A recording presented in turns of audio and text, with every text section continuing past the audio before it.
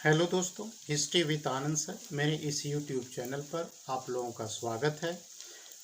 झारखंड के इतिहास को हम लोग आगे बढ़ाते हैं और आज हम लोग 1934 से 1940 के बीच के झारखंड की घटनाओं को देखेंगे और परीक्षा के लिए महत्वपूर्ण जो है सो तथ्यों को रेखांकित करने का प्रयास करेंगे। 1934 में विधिवत रूप से सबने अवज्ञा आंदोलन समाप्त हो गया। 1934 के बाद क्या कुछ इम्पॉर्टेंट घटनाएं घटी उसको हम लोगों को ध्यान में रखना है, उस पर हम लोग आज जो है सो चर्चा करेंगे। तो सबसे पहले क्या हुआ कि 1935 का अधिनियम आया। 1935 का जो एक्ट है तो उस एक्ट के माध्यम से हम लोग पाते हैं कि मताधिकार को जो है सो विस्तार दिया गया। दूसरी तरफ गवर्नर को कुछ अतिरिक्त जो है सो अधिकार दिए गए ताकि आदिवासी बहुल क्षेत्र में, जनजातीय क्षेत्र में शासन में उसको सुविधा हो, है ना। शासन कुशल शासन संचालन के लिए आदिवासी बहुल क्षेत्र में गवर्नर को जो है सो कुछ अतिरिक्त अधिकार जो है सो प्रदान किए गए।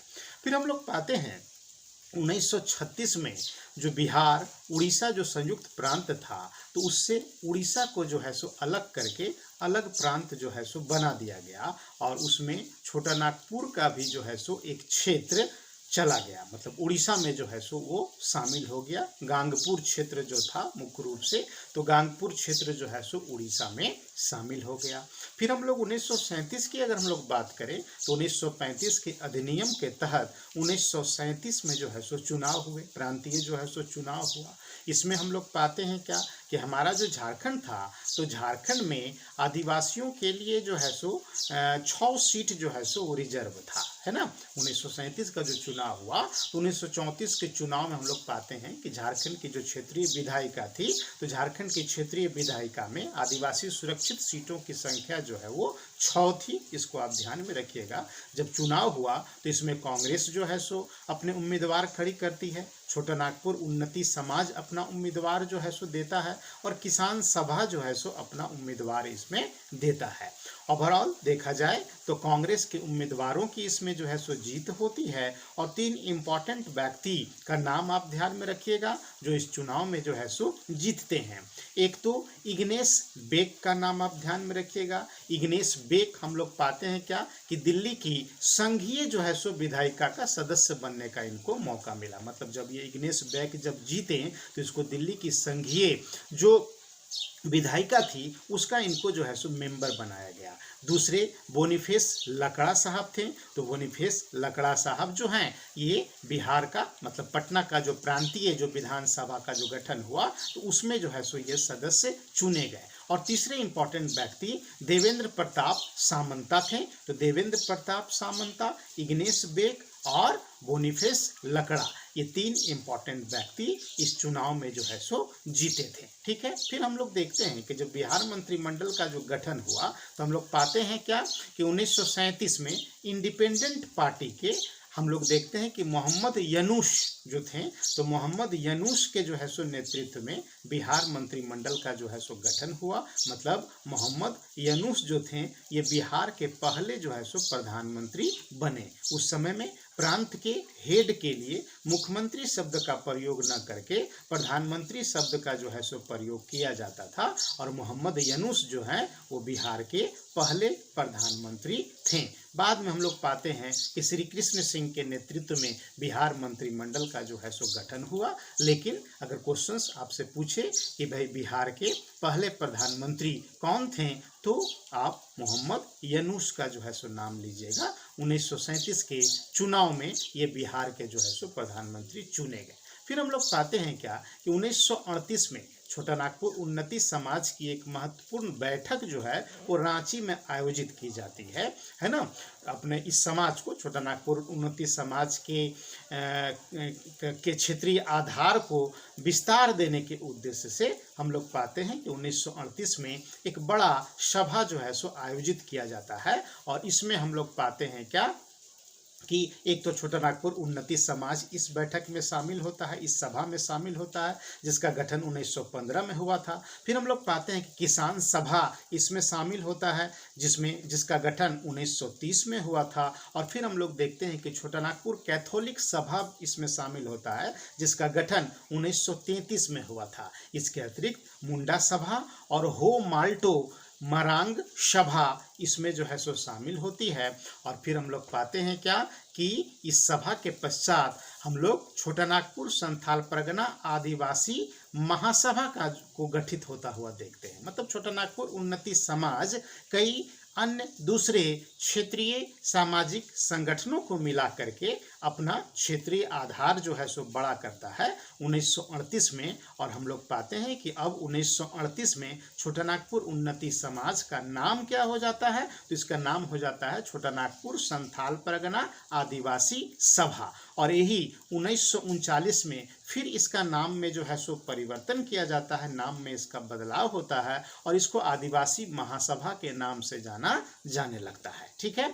फिर हम लोग पाते हैं क्या कि 1934 से 40 के बीच की जो घटनाएं हैं, तो उसमें एक इम्पॉर्टेंट घटना हम लोग ये भी देखते हैं कि 1939 में जो त्रिपुरी संकट हुआ, जिस वजह से सुभाष चंद्र बोस को जो है सो कांग्रेस के अध्यक्ष पद से इस्तीफा देना पड़ा, इनसे एक प्रकार से मानसिक रूप से वो प्रताड़ित हुए थे।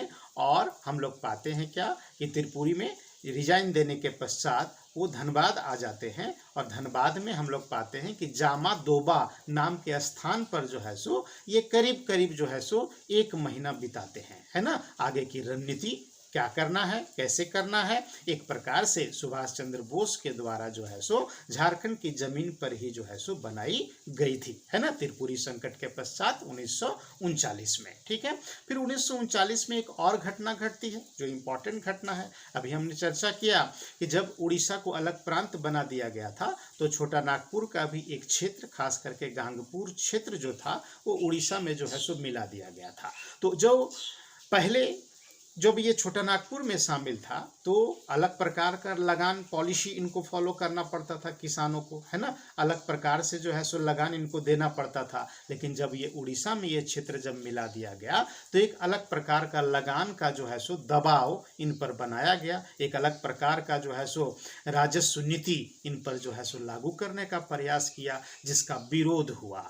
और विरोध करने वालों का नेतृत्व करने वाले जो व्यक्ति थे उनका नाम था निर्मल मुंडा। तो निर्मल मुंडा के नेतृत्व में जो है सो आदिवासी एकत्रित हुए, इसका विरोध करने लगे ये लोग, है ना। और हम लोग पाते हैं क्या कि एक जगह है ना, गांगपुर क्षेत्र में ही उड़ीसा में, जिसको हम लोग सिमको कहते हैं। तो कहा जाता है कि सिमको में निर्मल मुंडा के जो है सो नेतृत्व में एक बड़ा जनसभा को संबोधित किया जा रहा था और इसी में जो है सो गोली चला दी गई थी और इसमें 65 आदिवासियों की जो है सो मौत हो गई थी। और इसको इतिहास में हम लोग सिमको हत्याकांड के नाम से जो है सो जानते हैं। तो आप ध्यान में रखिएगा कि सिमको हत्याकांड कब हुआ था, तो 1939 में हुआ था। और ये किसके नेतृत्व में जो है सो आदिवासियों का जो है सो विरोध आरंभ हुआ था, तो निर्मल मुंडा का नाम जो है सो आप याद रखिएगा। ठीक है। फिर हम लोग देखते हैं कि 1940 में कांग्रेस का 53वां वार्षिक अधिवेशन जो होता है वो हमारे झारखंड के रामगढ़ में होता है ना, दामोदर नदी के तट पर। हम लोग पाते हैं क्या कि कांग्रेस का 53वां वार्षिक अधिवेशन 1940 में 19-20 मार्च 1940 को मुख्य रूप से 2 दिवसीय, है ना, यह बैठक जो है सो आयोजित होता है, ये अधिवेशन जो है सो आयोजित होता है। अब हम लोग को रामगढ़ कांग्रेस अधिवेशन के संबंध में कुछ एक चीज को जान लेना है, यहाँ से प्रश्न जो है सो पूछे जा सकते हैं। तो यह जो 53वां जो है सो कांग्रेस का जो वार्षिक अधिवेशन हुआ था तो रामगढ़ में हुआ था। इसकी अध्यक्षता जो है अबुल कलाम आज़ाद के द्वारा की गई थी। अबुल कलाम आज़ाद जो हैं वो सबसे कम उम्र में जो है सो कांग्रेस के अध्यक्ष बने और सबसे लंबे समय तक कांग्रेस के अध्यक्ष रहे स्वतंत्रता के पहले। ठीक है। अब ये जो कांग्रेस का जो वार्षिक अधिवेशन रामगढ़ में जो हुआ तो दामोदर नदी के तट पर जो है सो हुआ। पहाड़ के ओट पर हम लोग पाते हैं कि एक विशाल पांडाल का जो है सो निर्माण किया गया था, है ना।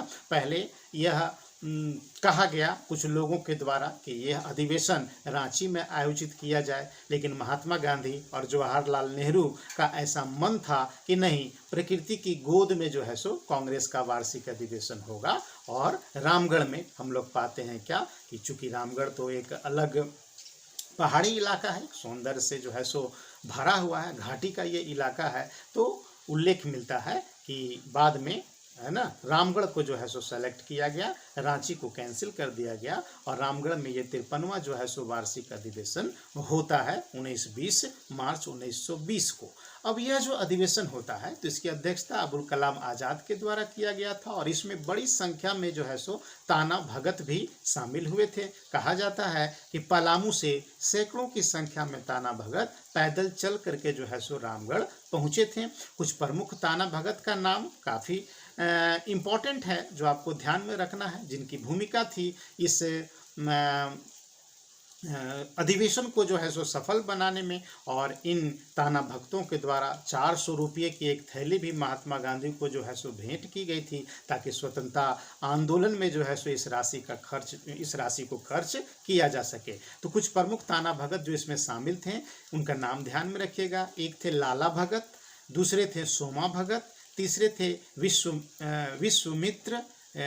विश्वामित्र भगत और चौथे थे कबिया भगत। तो ये कबिया भगत, विश्वामित्र भगत, लाला भगत और सोमा भगत का नाम आप ध्यान में रखिएगा, जिनके नेतृत्व में पैसे का कलेक्शन किया गया था और 400 रुपये की थैली गांधी जी को जो है सो सौंपी गई थी। रामगढ़ कांग्रेस अधिवेशन में हम लोग पाते हैं क्या कि गांधी जी के द्वारा, है ना, खादी ग्रामोद्योग की भी जो है सो शुरुआत की गई थी 14 मार्च 1940 को, है ना, खादी ग्रामोद्योग की उन्होंने जो है सो रामगढ़ में शुरुआत की थी। अब यह जो भव्य पंडाल का जो निर्माण किया गया था, जो भी डेकोरेशन वगैरह जो किया गया था इस वार्षिक अधिवेशन में, तो हमको याद रखना है कि रामजी प्रसाद वर्मा की देखरेख में जो है सो डेकोरेशन का काम और पंडाल निर्माण आदि का जो है सो काम किया गया था। फिर हम लोग पाते हैं कि चरखा संघ के जो सचिव थे लक्ष्मी नारायण, तो चरखा संघ के सचिव लक्ष्मी नारायण के द्वारा हम लोग पाते हैं कि अधिवेशन के दौरान जो है सो खादी प्रदर्शनी का भी जो है सो आयोजन किया जाता है ना। मतलब कि एक प्रकार से देखा जाए तो अधिवेशन भी चल रहा है और कई प्रकार की सांस्कृतिक गतिविधियों को भी जो है सो अंजाम दिया जा रहा है। और उसी क्रम में हम लोग देखते हैं कि एक खादी प्रदर्शनी का भी जो है सो आयोजन चरखा संघ के सचिव लक्ष्मी नारायण के द्वारा जो है सो किया जाता है। फिर इस अधिवेशन में हम लोग पाते हैं क्या कि बिहार की जो गौरवशाली जो परंपरा थी, तो बिहार की गौरवशाली परंपरा, बिहार के गौरवशाली विरासत को लोगों तक पहुंचाने के लिए, इसका प्रचार प्रसार करने के लिए इस अधिवेशन के दौरान एक स्मारिका भी जो है सो बांटा गया था। एक प्रतिनिधियों के बीच में एक स्मारिका जो है सो वितरित किया गया था, जिसमें बिहार के गौरवशाली इतिहास के संबंध में, है ना, कई प्रकार के चीज़ों को शामिल किया गया था। और इस स्मारिका का जो संपादन किया था उनका नाम जयचंद्र विद्यालंकर था। तो जयचंद्र विद्यालंकर के संपादन में एक स्मारिका तैयार किया गया था और प्रतिनिधियों को जो है सो बांटा गया था इस अधिवेशन के दौरान। फिर हम लोग पाते हैं क्या कि यह जो अधिवेशन हुआ था तो इसका जो मेन गेट था, जो मुख्य जो प्रवेश द्वार था, तो बिरसा मुंडा के नाम पर इसका नाम जो है वो बिरसा द्वार रखा गया था। और जो सभा स्थल था, जिस स्थान पर बैठक आयोजित हुआ था, तो मजहरुल हक के नाम पर उसका नाम जो है मजहर नगर जो है सो रखा गया था। इसको भी आपको ध्यान में रखना है। इस अधिवेशन में राजेंद्र प्रसाद के द्वारा पाते हैं कि स्वागत जो है सो भाषण दिया गया था। राजेंद्र प्रसाद, चूँकि उस समय हम लोग पाते हैं कि दूसरा विश्व युद्ध जो है सो आरंभ हो गया था, एक अलग प्रकार का जो है सो संकट जो है सो छाया हुआ था भारत और विश्व पर। तो स्वागत भाषण जब राजेंद्र प्रसाद के द्वारा जो है सो जब दिया गया, तो उसमें जो है सो उन्होंने विश्व संकट और उसमें भारत की भूमिका पर एक स्पीच दिया था, है ना। एक अलग प्रकार का जो है सो स्पीच दिया गया था राजेंद्र प्रसाद के द्वारा, है ना। फिर हम लोग पाते हैं कि जवाहरलाल नेहरू के द्वारा जो है सो कांग्रेस का जो प्रपोजल इसमें रखा गया था, एकमात्र प्रपोजल था, है ना, इस अधिवेशन में। तो जवाहरलाल नेहरू ने जो है सो सत्याग्रह का प्रस्ताव इस अधिवेशन में जो है सो रखा था, जिसका अनुमोदन जो है जेपी कृपलानी के द्वारा किया गया था। ठीक है, तो जेपी कृपलानी ने सत्याग्रह के प्रस्ताव को अनुमोदित किया था, जो जवाहरलाल नेहरू के द्वारा जो है सो रखा गया था। अबुल कलाम आज़ाद के द्वारा भी एक स्पीच इसमें जो है सो दिया गया था, जिसमें विश्व संकट के दौरान, है ना, द्वितीय विश्व युद्ध के दौरान कांग्रेस की भूमिका, भारत की भूमिका, साम्राज्यवाद के विरुद्ध किस प्रकार की रणनीति होगी, इस पर एक विस्तृत जो है सो स्पीच अबुल कलाम आज़ाद के द्वारा दिया गया था। ठीक है, फिर हम लोग पाते हैं क्या कि रामगढ़ अधिवेशन में पूर्ण स्वराज की प्राप्ति को जो है सो अपना लक्ष्य बताया गया था। वयस्क मताधिकार के आधार पर चुनी हुई संविधान सभा द्वारा देश का संविधान बनाने पर जो है सो बल दिया गया था, है ना। साथ ही गांधी जी को भावी संघर्ष की तैयारी करने के लिए जो है सो कहा गया था। ठीक है, ये सब कुछ प्रमुख बातें थी। अब ये जो रामगढ़ कांग्रेस अधिवेशन हुआ, तो कुछ एक नाम आप ध्यान में रखिएगा, जैसे कि इसकी अध्यक्षता किसने की, तो मौलाना अबुल कलाम आज़ाद ने की। फिर ये इसकी अवधि कब से कब तक रही, तो 19 से 20 मार्च 1940 इसकी अवधि रही। फिर स्वागत समिति के अध्यक्ष कौन थे, तो राजेंद्र प्रसाद थे। फिर स्वागत समिति के उपाध्यक्ष कौन थे, तो श्री कृष्ण सिंह और डॉक्टर सैयद महमूद जो हैं ये उपाध्यक्ष थे स्वागत समिति के। फिर महासचिव कौन थे स्वागत समिति के, तो महासचिव के रूप में अनुग्रह नारायण सिंह को जो है सो नियुक्त किया गया था। फिर हम लोग देखते हैं कि प्रचार पदाधिकारी किसको नियुक्त किया गया था, तो प्रचार पदाधिकारी के रूप में हम लोग पाते हैं कि ज्ञानचंद्र सोढ़ी को नियुक्त किया गया था। फिर हम लोग पाते हैं कि स्वागत समिति के पदाधिकारी कौन थे, तो स्वागत समिति के पदाधिकारी के रूप में अंबिका कांत सिंह को जो है सो नियुक्त किया गया था, और कुछ प्रमुख सेविकाओं को भी जो है सो नियुक्त किया गया था, जिसको आपको ध्यान में रखना है। एक तो सरला देवी थी, है ना, जो पहले से ही हम लोग पाते हैं काफ़ी एक्टिव नेत्री के रूप में काम कर रही थी। तो सरला देवी, कुमारी प्रेमा, कंटक कुमारी और तारा पटवर्धन, ये 4 प्रमुख महिलाओं की भूमिका जो है सो रामगढ़ कांग्रेस अधिवेशन में महत्वपूर्ण मानी जाती है। इसको आप ध्यान में रखेंगे। सरला देवी, कुमारी प्रेमा, कंटक कुमारी, है ना, और तारा पटवर्धन, है ना, ये चारों का नाम आप ध्यान में रखेंगे। ठीक है, अब हम लोग पाते हैं कि त्रिपुरी संकट के उपरांत, है ना, काफ़ी आहत हुए थे सुभाष चंद्र बोस। तो जब रामगढ़ कांग्रेस अधिवेशन जब चल रहा था, तो रामगढ़ कांग्रेस अधिवेशन स्थल से ही कुछ दूरी पर हम लोग पाते हैं, जिसका नाम था जगह का, उसका नाम हम लोग पाते हैं कि बिहिटा।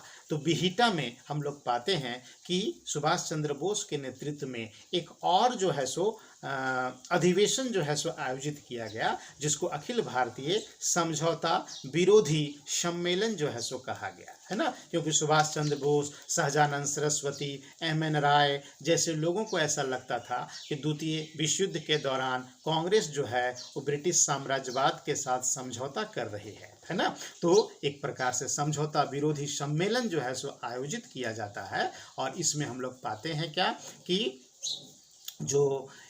ये जो समझौता विरोधी जो सम्मेलन होता है, तो इसके जो हेड थे, मतलब जो सभापति जो बनाए गए थे, वो सुभाष चंद्र बोस थे, है ना।